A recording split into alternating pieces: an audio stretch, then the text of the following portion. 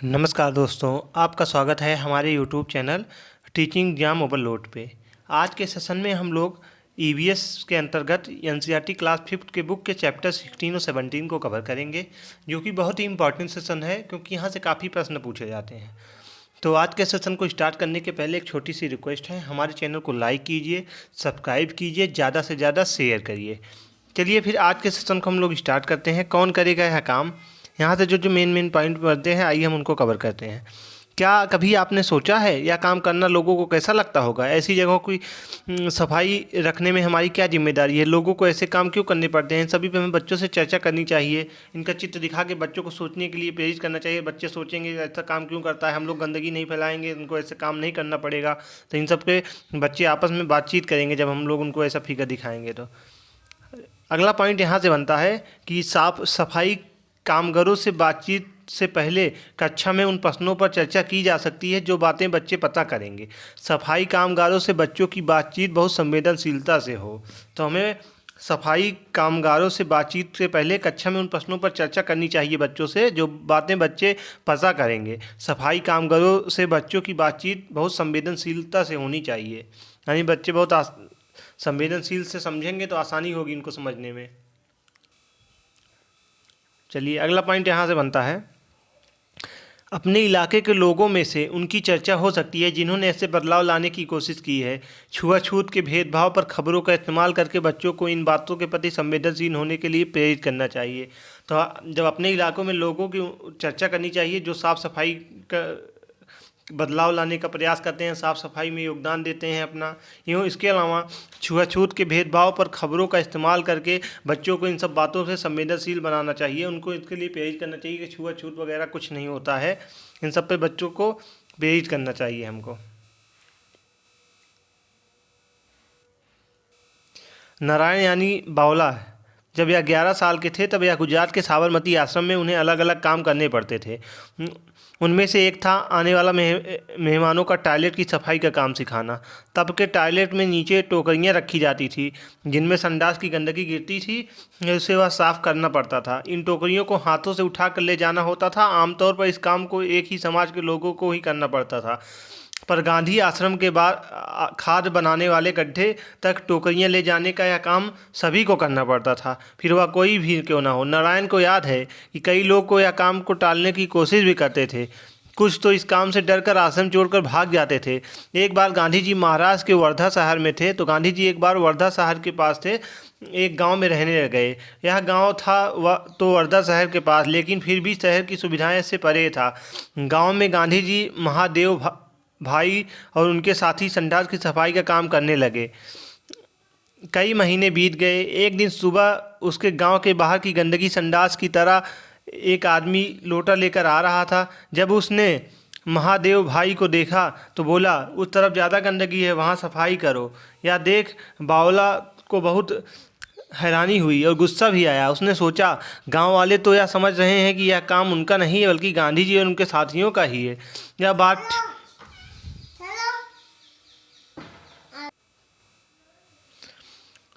उसके बाद यह देख बावला बहुत हैरान हुआ, गुस्सा भी आया। उसने सोचा, गांव वाले को यह समझ रहे हैं कि यह काम उनका नहीं बल्कि गांधी जी और उनके साथियों का ही है, यह बात ठीक नहीं है। उसने गांधी जी से पूछा तो वे बोले, छुआछूत का भेदभाव छोटी सी बात नहीं है, इसे मिटाने के लिए कड़ी मेहनत की ज़रूरत है। नारायण यह जानता था कि ऐसे काम करने वाले लोगों को अछूता माना जाता है, पर वह यह नहीं समझ पा रहा था कि उनके बदले अगर हम खुद यह काम करें तो हालात कैसे बदलेंगे। उसने पूछा, अगर गाँव वाले नहीं सुधरेंगे तो क्या फ़ायदा? उन्हें तो आदत हो गई है उनका गंदा काम कोई और ही करे। गांधी जी बोले, क्यों, इससे सफाई करने वालों को फ़ायदा नहीं होता? क्या उन्हें सीख नहीं मिलती? कोई काम सीखना एक कला सीखने जैसा है, सफाई का काम भी। छोटा नारायण फिर भी नहीं माना। फिर वह बोला पड़ा, पर सीख तो उनकी भी मिलनी चाहिए, तो गंदगी करते हैं जो खुद साफ नहीं करते। गांधी जी और नारायण की बात तो चलती रही। फिर भी आगे चलकर नारायण भाई ने गांधी जी के दिखाए रास्ते पर ही चलना कभी नहीं छोड़ा। नारायण भाई देसाई, जो संत चरणरज साहज नामक किताब से मिला है। चलिए आगे बढ़ते हैं हम लोग। ऐसा भी एक बचपन, यहाँ से जो पॉइंट निकल के आता है, यह बात लगभग 900 साल पुरानी है। 7 साल का भीम जो था महाराष्ट्र के गोरे गांव में अपने पिता के साथ छुट्टियां मनाने गया। उसने देखा कि एक नाई किसी बड़े किसान की भैंस खाल पर उगे लंबे लंबे बाल साफ कर रहा है। भीम को अचानक अपने बढ़े हुए बालों का ख्याल आया। नाई के पास जाकर उसने अपने बाल काटने को कहा। नाई फट से बोल पड़ा, तुम्हारे बाल काटूंगा तो मैं और मेरा उत्तरा दोनों गंदे हो जाएंगे। अरे क्या इंसान के बाल काटना भैंस की खाल साफ करने के ज़्यादा गंदा काम है? नन्हे भीम ने सोचा। आगे चलकर यह भीमराव यानी बाबा साहेब अम्बेडकर के नाम से दुनिया भर में मशहूर हो गए। बाबा साहब ने अपने जैसे लोगों पर होने वाले अन्याय के खिलाफ लड़ाई की। आज़ादी के बाद बाबा साहब की अगुवाई में ही हमारे देश का संविधान तैयार हुआ था। तो बाबा भीमराव अम्बेडकर जो थे, इन्होंने ही संविधान तैयार किया था। तो इन सब बातें पे हमें बच्चों से चर्चा करनी चाहिए, तथा छूत अछूत की में बच्चे संवेदनशील बन सकें और इन सब की बातों को अच्छे से समझ सकें कि ऐसा कुछ भी नहीं होता है। गांधी जी समझते कि हम सभी को हर तरह का काम करना सीखना चाहिए। इस बारे में तुम्हें क्या लगता है? अगर ऐसा हो तो क्या बदल सकता है? तुम्हारे घर के कुछ बदलाव आ सकते हैं। इन सबसे में बच्चों से प्रश्न करना चाहिए, तो बच्चे अलग अलग जवाब देंगे। उनमें भाषा का विकास होगा, उनमें संवेदनशीलता आएगी, उनको छुआछूत के बारे में पता चल पाएगा। वो भी अपने काम के प्रति संवेदनशील बनेंगे, खुद गंदगी नहीं फैलाएंगे और साफ सफाई में अपना योगदान देंगे। चलिए फिर हम अगले लेसन को देखते हैं। अगला लेसन है फान ली दीवार। यहाँ से बहुत इंपॉर्टेंट लेसन है, इसको आप लोग ध्यान से देखिएगा, डबल स्टार लगाइएगा। यहाँ से कई प्रश्न बनते हैं। चमकते सितारे, इंडियन एक्सप्रेस 2007। सामने जो अपने परिवार को चलाने के लिए बर्तन मांजती है, लिंग भेद की दीवार भी जो उसकी माँ ने उसके सामने खड़ी की है। आज अफसाना खुद एक बुलंद मजबूत दीवार है। मुंबई की नागपाड़ा बास्केटबॉल। यह प्रश्न सीटेट में कई बार बन चुका है कि नागपाड़ा बास्केटबॉल कहाँ का है, तो मुंबई की नागपाड़ा बास्केटबॉल एसोसिएशन थी। आज वह प्रेरणा है 5 अन्य लड़कियों के लिए जो रोज़मर्रा की ज़िंदगी को छोड़कर पहुंची हैं बास्केटबॉल कोर्ट में। आज अफसाना एक सितारा है। यह उभरती टीम का इस टीम में मुंबई के कई क्लबों की टीमों को अचरज में डाल दिया है। सिर्फ अपनी हिम्मत और थोड़ी सी मदद के सहारे यह टीम पहुंची है जिला स्तर टूर्नामेंट के सेमीफाइनल में। तो अप्सरा मंसूरी हैं जो सिर्फ 13 वर्ष की थी जब वह अभी से दीवार फान चुकी हैं। वह दीवार जो उसकी झुग्गी और बास्केटबॉल कोर्ट के बीच समाज द्वारा खड़ी की गई थी। एक मुलाकात। हमने अफसाना उसकी नागपाड़ा बास्केटबॉल टीम के बारे में अखबार में पढ़ा। तब सोचा कि क्यों न हम इस टीम की लड़कियों से मिलें और तुम सभी भी इनकी पहचान कराएं। हम मुंबई के Chhatrapati Shivaji terminal railway station पर उतरकर चल पड़े नागपाड़ा की तरफ। जरीन की शुरुआत की। मेरा घर हमारे इस ग्राउंड के बिल्कुल सामने है। मेरा भाई भी यहाँ खेलता है। मैं अपनी बालकनी में खड़े खड़े लड़कों को खेल देखती रहती थी। तब मैंने 7वीं में पढ़ती थी। जब लड़कों का मैच होता तब बहुत सारे लोग देखने आते। जीतने वाली टीम को बहुत सारा सराहा भी जाता। खिलाड़ियों को सभी चीयर्स करते और उनकी हिम्मत बढ़ाते। यह सब देखकर मुझे लगता क्यों ना मैं भी खेलूं। क्या मुझे भी अपना हुनर सबके सामने दिखाने का मौका मिलेगा? तब मैंने हमारे कोच को कुछ डरते हुए पूछा। वह मेरे पापा के अच्छे दोस्त थे। उन्होंने कहा, क्यों नहीं, अगर तुम कुछ और लड़कियों के साथ में ले आओ तो हम भी तुम्हें सिखाएंगे, फिर तुम्हारी भी टीम बनेगी। तो यहाँ से जो मेन पॉइंट निकल के आता है कि बच्चों के अपने खेल के अनुभव को सुने। इन मुद्दों पर बच्चों को अपनी समझ पर चर्चा करने की कार्रवाई की जा सकती है। एवं लड़के लड़कियों को खेल में एक से हों। सभी को खेलने के बराबर मौके मिलने चाहिए, यानी भेदभाव लड़कों लड़कियों में नहीं करना चाहिए। सबको बराबर खेल के मौके देना चाहिए। इससे बच्चों में संवेदनशीलता बढ़ेगी। आपस में अच्छे से बच्चे खेल खेल में सीख सकेंगे। चलिए हम लोग आगे बढ़ते हैं।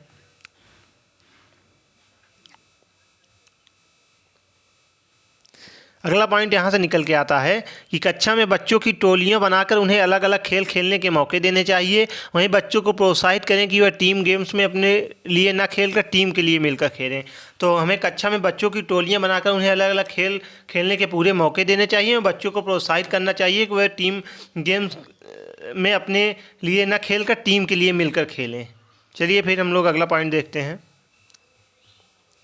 अगला पॉइंट यहाँ से निकल के आता है कि बच्चों की यह समझ बनाने की कोशिश करें कि खिलाड़ी की योग्यता की पहचान उसके खेल से है, ना कि उसकी जाति या आर्थिक स्थिति से है। तो बच्चों को यह समझ बनाने की पूरी कोशिश करना चाहिए हमें कि खिलाड़ियों की जो योग्यता की पहचान होती है उसके खेल से होती है, ना कि उसकी जाति या आर्थिक स्थिति से होती है। चलिए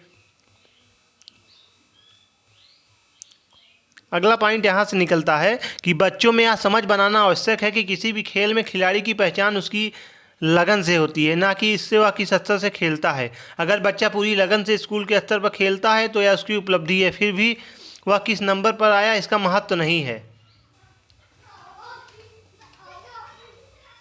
अगला पॉइंट यहाँ से निकल के आता है, कोच सर। इस टीम की शुरुआत करने वाले और इन्हें खेल सिखाने वाले नूर खान ने बताया कि इस इलाके में यह एक ही ग्राउंड है खेलने के लिए। मुंबई की यह जगह बहुत भीड़ भाड़ वाली है, वहीं है हमारा छोटा सा मैदान बच्चू खान प्लेग्राउंड। तो बच्चू खान प्लेग्राउंड यहाँ से भी सीटेट में प्रश्न बन चुका है। तो इनके कोच जो थे मुस्तफ़ा खान थे। मुस्तफ़ा नाम के एक आदमी हमारे यहाँ रहते थे, उनसे सब बहुत डरते थे, मगर बच्चे उन्हें बेहद चाहते थे, इसलिए उन्हें सब बच्चू खान कहने लगे थे। जब इस जगह पर आज जैसा ग्राउंड नहीं था, यहीं मिट्टी के मैदान में वह बच्चों को खेल सिखाते थे। उन बच्चों में हम भी थे। बच्चू खान की लगन से ही हमारे यहाँ कई लोग आज विदेश की टीम में के साथ मैच खेलते हैं। वहीं हमने भी बच्चू खान की तरह अपने इलाकों में बच्चों को तैयार किया है। आज हमारी टीम में कई अंतर्राष्ट्रीय खिलाड़ी हैं, जो कुछ खिलाड़ियों को अर्जुन पुरस्कार भी मिला है। तो नूर खान ने बताया, पिछले कुछ सालों में हमने यहाँ की लड़कियों की टीम भी तैयार की है। हमारी लड़कियाँ महाराष्ट्र के लिए खेलती हैं, सभी बहुत मेहनत करती हैं। हमारे लड़के लड़कियाँ अलग अलग तरह के परिवारों से आते हैं, कई छोटे घर से तो कई थोड़े बड़े, कोई उर्दू मीडियम से तो कोई अंग्रेजी, मगर यहाँ आकर ये सब एक टीम बनाते हैं, एकता के साथ खेलते हैं सब। तो यही में बच्चों को फिगर चित्र के माध्यम से बताएंगे तो बच्चे इससे आसानी से समझ सकेंगे और उनमें भी खेल के प्रति रुचि बढ़ेगी और खेल खेल के माध्यम से बच्चे आसानी से सीखेंगे। तुम क्या सोच सकते हो कि लड़के लड़कियों के खेल में अंतर करना चाहिए कि नहीं? लिखो। अगर तुम अपनी टीम के लीडर बनोगे तो टीम को कैसे तैयार करोगे? इन सब पर हमें बच्चों से प्रश्न करना चाहिए, तो सबके अलग अलग आंसर आएंगे, सब में एकता आएगी, सब एक दूसरे से आपस में बातचीत करके समझ सकेंगे और सब में संवेदनशीलता बढ़ेगी। तो आज के सेशन को हम यहीं समाप्त करते हैं। आज के सेशन में हमने एनसीईआरटी ईवीएस क्लास 5 के चैप्टर 16 और 17 को कवर किया, जो कि बहुत ही इंपॉर्टेंट सेशन था। यहाँ से बार बार पेपर में प्रश्न पूछे जाते हैं। तो मैं आशा करता हूँ यह सेशन आपको आसानी से समझ में आया होगा। अगर आप इसकी नोट्स और पीडीएफ प्राप्त करना चाहते हैं तो डिस्क्रिप्शन बॉक्स में टेलीग्राम का लिंक दिया हूँ, आप लोग उससे जुड़ सकते हैं। वहाँ पर क्लासेस की नोट्स और पीडीएफ प्रोवाइड की जाती हैं। धन्यवाद।